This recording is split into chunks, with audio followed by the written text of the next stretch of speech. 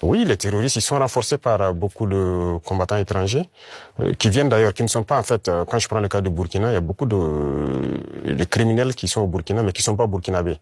Il y a aussi des formateurs qui viennent de beaucoup de pays pour les apprendre beaucoup de techniques. Mais quel est leur intérêt?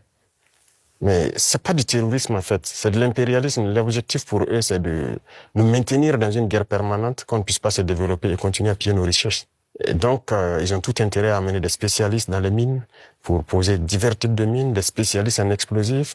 Aujourd'hui, les terroristes utilisent des drones pour faire le combat et tout. Donc, ce sont des professionnels venus donc de certains pays qui viennent les apprendre tout ça. Tout ça, c'est pour continuer à nous maintenir dans une situation d'insécurité.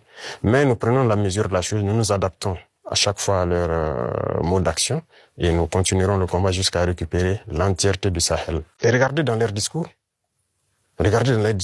même le président français, toujours dans ses discours, les jeunes africains sont influencés par la Russie. Il le dit, les médias occidentaux, vous les écoutez souvent, ils ne passent leur temps qu'à mentir. Et regardez aujourd'hui l'AES qui est un modèle qui est en train de se dessiner. Ils ne peuvent pas se lever du matin au soir sans parler du Burkina ou parler de l'AES. C'est impossible pour eux. Et chaque fois, ils cherchent à envoyer des informations pour diviser, pour manipuler la jeunesse. Mais ça ne passe plus. Je pense que les gens sont assez conscients, les gens ont l'œil ouvert.